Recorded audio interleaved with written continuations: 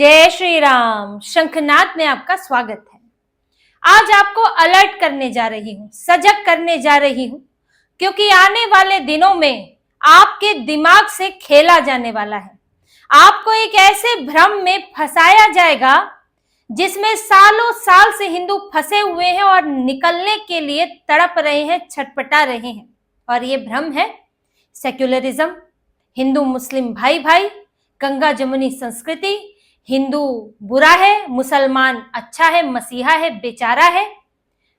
आप इस भ्रम को फिल्मी पर्दे पर देखने वाले हैं और इसे ला रहे हैं आमिर खान।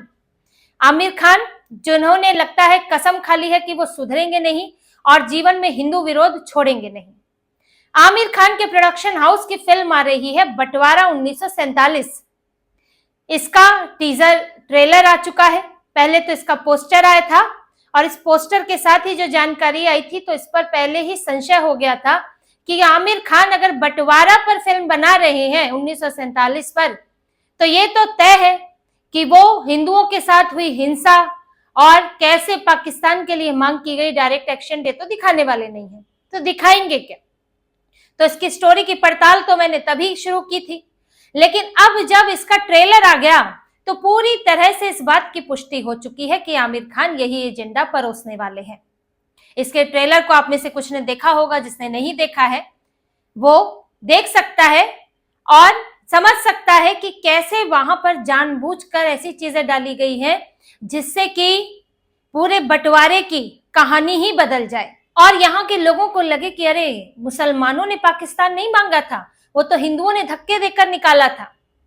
इस कहानी के बारे में, बंटवारा 1947 की कहानी के बारे में आप थोड़ा जान लीजिए, फिर इसमें है क्या और कहाँ एजेंडा परोसा गया है वो मैं आपको बताऊंगी। ये कहानी जो है ये असगर वजाहत एक लेखक हैं, उन्होंने एक नाटक लिखा था जिन्हें लाहौर नहीं देखा वो जमिया ही नहीं, यानी कि जिसने लाहौर नहीं देखा वो एक तरह से जन्मा ही नहीं, यानी कि वो एक तरह से जीवित ही नहीं है, उसने अपनी जिंदगी में कुछ नहीं किया अगर उसने लाहौर नहीं देखा। कहने का मतलब ये था। अब इन्होंने नाटक लिखा था बंटवारे पर। ये जो असगर वजाहत है, इनकी पढ़ाई अलीगढ़ मुस्लिम यूनिवर्सिटी से हुई, फिर जेएनयू में हुई, फिर ये जामिया में पढ़ाया भी करते थे और इनके कुछ एक लेखन का इनका काम भी है। और यही इन्हीं के इस नाटक पर आमिर खान ने फिल्म बनाई। इनको बंटवारे पर कोई कहानी और नहीं मिली, असगर वजाहत का ये नाटक मिला जो कि एक फिक्शन है। इनको कोई असली कहानी, असली आधार नहीं मिला, फिक्शन बनाया। अब ये कहानी कहती है कि एक शख्स है जिसका नाटक में नाम तो सिकंदर है और पत्नी है हमीदा, उनके 2 बच्चे, एक लड़का एक लड़की। वो शख्स नाटक के मुताबिक लखनऊ का रहने वाला है, इसमें भी भारत में ही रहने वाला है और वो बड़ा खुश है, देश को आजादी मिल गई है और उसे लगता तो आजाद हिंदुस्तान में रहेंगे। लेकिन वहां पर हिंदू दंगे शुरू कर देते, दंगे शुरू हो जाते हैं और मुसलमानों को निशाना बनाया जाता है। अब टीका लगाए कुछ ऐसे तो नहीं दिखाए इन्होंने, क्योंकि हिम्मत भी नहीं है दिखाने की, लेकिन मुसलमानों को कौन हमला करेगा? या तो सिख होंगे या फिर हिंदू होंगे। तो इन्होंने मुसलमानों को पीड़ित दिखाया है, कुछ सीन ऐसे दिखाए हैं और ये बताया है कि दंगे से प्रताड़ित होकर जो है सिकंदर को मजबूर होकर भारत छोड़कर जाना पड़ता है और वो लाहौर जाता है और लाहौर में एक पंजाबी हिंदू परिवार है जिसको घर से भगा दिया गया है, उसकी हवेली खाली पड़ी है और इस शख्स को सनी देओल जो भूमिका निभा रहे हैं उन्हें वो घर दिया जाता है। लेकिन उस घर में एक हिंदू बुजुर्ग महिला है, उस बुजुर्ग महिला का परिवार जो है उसे छोड़कर चला गया है और वो बुजुर्ग महिला मंदिर भी है, पूजा भी करती है और वो जाने से मना कर देती है। और जो सनी देओल का किरदार है वो उस बुजुर्ग महिला के लिए वहां लाहौर में मुसलमानों से लड़ता है।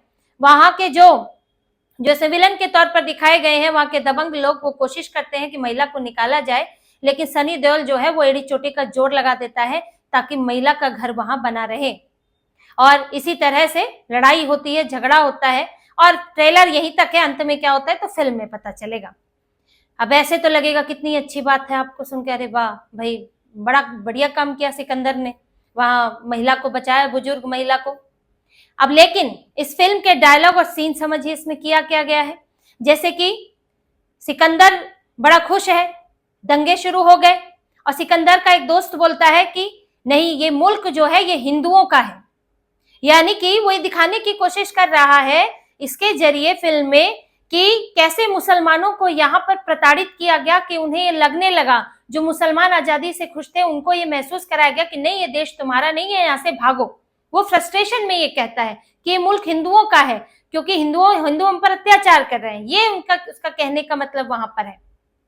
फिर ये ट्रेन का दृश्य है। ट्रेन में मुसलमान जो हैं, आप इसमें देखिए, मुसलमान ट्रेन में चढ़ने की कोशिश कर रहे हैं, भाग रहे हैं और तलवार लेके लोग उनके पीछे पड़े हैं मारने के लिए। सनी देओल वहां भी लड़ाई करते हैं। इसका मतलब क्या है कि मुसलमानों को मार मार कर भगाया गया। फिर ये वहां पहुंचते हैं लाहौर में, और लाहौर में बुजुर्ग महिला है, मंदिर है, और ये इनके लिए लड़ाई झगड़ा करते हैं। वहां पर जब उस बुजुर्ग महिला को भगाया जाता है, मंदिर तोड़ने की बात होती है, तो सनी देओल बड़े गुस्से में बोलते हैं, मंदिर तोड़ना इस्लाम नहीं होता। और इनकी पत्नी जब वहां खतरा होता है तो कहती है कि जान के लिए ईमान तो नहीं छोड़ा जाता। अली फजल से कुछ डायलॉग बुलवाए गए हैं। अली फजल बोलता है कि कोई मजहब बुरा नहीं होता, अच्छा बुरा तो इंसान होता है। सनी देओल, ये सब डायलॉग है इस ट्रेलर में, छोटे से ट्रेलर में, 3-3.5 मिनट के ट्रेलर में सारे डायलॉग बुलवाए गए हैं। सनी देओल बोलते हैं, एक इसे दबंगों को समझाते हुए, डराते हुए बोलते हैं, माँ का कोई मजहब नहीं होता, माँ तो अपने आप में एक मजहब है, माँ को हिंदू मुसलमान में मत बांटो। आप सुनने में कितने बढ़िया लगते हैं। यही तो है सेक्युलरिज्म वाले डायलॉग, गंगा जमुनी संस्कृति। सबको बहुत अच्छा लगता है ये सुनने में। लेकिन डायरेक्ट एक्शन डे नहीं दिखाएंगे।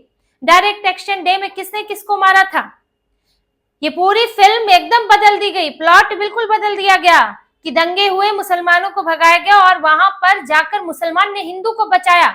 आप इसको क्या कहानी आपको समझ में आएगी कि यहां से हिंदुओं ने मुसलमानों को मारा और मुसलमान ने देखो वहां पर हिंदू को बचाया। मुसलमान मसीहा है, हिंदू जो है वो क्रूर है, यही बताना चाहते हैं ये। असली बंटवारे की कहानी कभी नहीं दिखा पाएगा आमिर खान। आमिर खान क्या डायरेक्ट एक्शन डे के बारे में बताएगा जो 16 अगस्त को हुआ था? कैसे दंगे शुरू हुए? दंगे 16 अगस्त से शुरू हुए, जब बंटवारे को लेकर स्पष्टता नहीं थी और बातचीत रुकी हुई थी, तब मोहम्मद अली जिन्ना ने, ऑल इंडिया मुस्लिम लीग ने डायरेक्ट एक्शन डे की घोषणा की कि अब अगर ऐसे नहीं दोगे तो हम हिंदुओं को मार कर लेंगे। और कोलकाता से शुरुआत हुई थी, 72 घंटे में 4000 लोग मारे गए थे। गोपाल पाठक की कहानी आपने देखी होगी, जिसकी थोड़ी सी झलक उसमें बंगाल फाइल्स में थी। गोपाल पाठक और उनसे जुड़े लोगों ने अगर उस दिन जवाब नहीं दिया होता तो कोलकाता हाथ से निकल चुका होता। इन्होंने यही किया था, जहां पर मुसलमानों की संख्या ठीक ठाक है वहां से हिंदुओं को मार मार कर भगाओ, जगह खाली होगी और वो हिस्सा जो है मिला लिया जाएगा पाकिस्तान के अंदर। जब कोलकाता से शुरू हुई, इन लोगों ने वहां के बॉर्डर इलाकों में दंगे करने शुरू किए। उसके बाद दूसरी जगह भी दंगे शुरू हुए, क्योंकि तब हिंदू भी अगर चुप बैठता तो फिर ये लोग ज्यादा से ज्यादा हिस्सा छीन कर ले जाते। जवाब दिया था हिंदुओं ने, बॉर्डर के इलाके पर हुई। पंजाब में देख लीजिए इन लोगों ने किस तरह से सिखों को मार मार कर भगाया, कैसे हिंदुओं और सिखों ने मिलकर गुरुद्वारों की रक्षा की है। लेकिन ये नहीं दिखाएंगे। क्यों? अगर कोई मुसलमान जाना भी नहीं चाहता था तो उसके लिए क्या हिंदू जिम्मेदार है? उसके लिए खुद उसी की कौम के लोग जिम्मेदार हैं, क्योंकि इन्हीं लोगों ने पाकिस्तान मांगा और इन्हीं लोगों को लगता था हम हिंदुओं के साथ नहीं रह सकते, हमारा तो अलग हिसाब है हिंदू के साथ, या तो हिंदुस्तान पर कब्जा करने दो नहीं तो हम हिंदुस्तान से अलग हो जाएंगे। ये बात आमिर खान कभी नहीं दिखा पाएगा। और ये तो मैं सिर्फ दंगे की बात कर रही हूं। इनकी कहानी तो शुरू हो जाती है खिलाफत आंदोलन से, और उससे पहले से भी, जब इन्होंने खलीफा के लिए तुर्की में खलीफा को न हटाया जाए, पहली वर्ल्ड वॉर के बाद इन्होंने भारत में हंगामा किया। जैसे कि अभी आयतुल्ला खमेनी की मृत्यु हुई तो यहाँ पर हंगामा हुआ, अगर फलस्तीन पे हमला हुआ तो भारत में हंगामा हुआ। वही ये तब से चलता आ रहा है। इनका खिलाफत आंदोलन चला क्योंकि तुर्की में खलीफा हटाया जा रहा था और इन्हें लगा कि अब तो गैर मुसलमानों का शासन वहां पर होगा। तो ये तो तब से एक अलग राय बनाकर चल रहे थे। वो तो क्योंकि अगर ब्रिटिशर्स रहते तो इनका तो भारत पर उस तरह से शासन होता नहीं, ये तो बंटवारा भी नहीं करा पाते, तो पहले ब्रिटिशर्स को हटाओ फिर भारत पे कब्जा करेंगे। तो ये आधार थे बंटवारे के, हिंसा के, लेकिन ये नहीं दिखाया। और कैसे पाकिस्तान में क्या हुआ, जो कब्जा किए गए, और इन्होंने एक हिंदू परिवार को दिखाया जो अपनी बूढ़ी माँ को छोड़कर चला गया। आपने जहां माँ माँ कर रहे हैं हिंदुओं को, आप नीचा दिखा रहे हो कि वो एक बूढ़ी माँ को छोड़कर चले गए। जब पूरा परिवार गया तो उस माँ को भी लेकर जा सकता था, लेकिन उसे बचाने तो मुसलमान आएगा। ये वही है रहीम चाचा जो दिखाए जाते थे, और हर फिल्म में एक बढ़िया पक्का शेर खान जैसा मुस्लिम दोस्त दिखाया जाता था तो वही एजेंडा आज भी चल रहा है।